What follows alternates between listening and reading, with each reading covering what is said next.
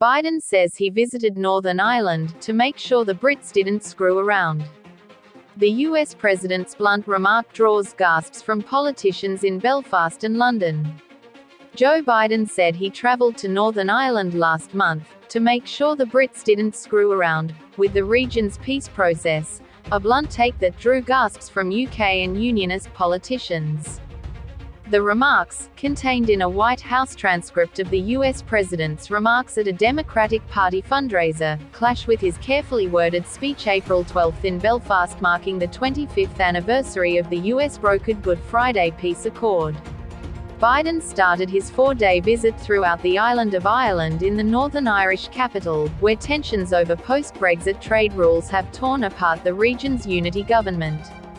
According to the transcript, Biden told party supporters at a private New York residence that he had visited Belfast to make sure they weren't. The Brits didn't screw around and Northern Ireland didn't walk away from their commitments.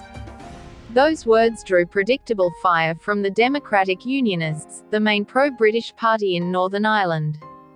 The DUP has spent the past year blocking the revival of a cross-community government with the Irish Republican Sinn Féin party in protest against trade rules that make it easier for Northern Ireland to trade with the Republic of Ireland, an EU member, than with the rest of the UK.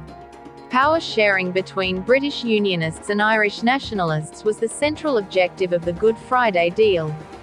"It's unbelievable and frightening to think this man is the leader of the free world," said Sammy Wilson, who criticized Biden's remarks as both hostile to unionists and politically incoherent.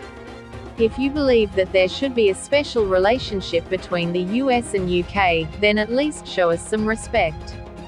Even the leader of Northern Ireland's Middle Ground Alliance party, Naomi Long, was taken aback when told of Biden's remarks.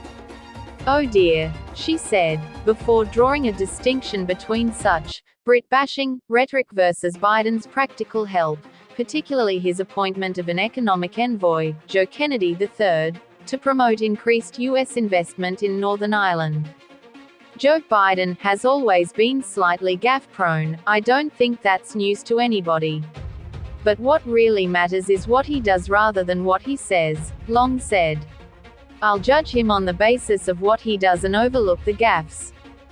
Deeply regrettable. In London, MPs in the governing Conservative Party expressed diverging views that reflected internal divisions over the wisdom of Brexit.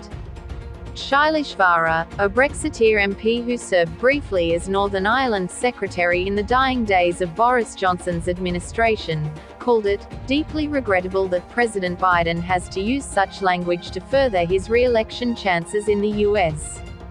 But Simon Hoare, chairman of the Northern Ireland Affairs Committee and a prominent conservative critic of Brexit, said Biden's remarks reflected the reality that the UK government, under Boris Johnson and Liz Truss, had demonstrated a willingness to break its internationally binding withdrawal treaty with the EU.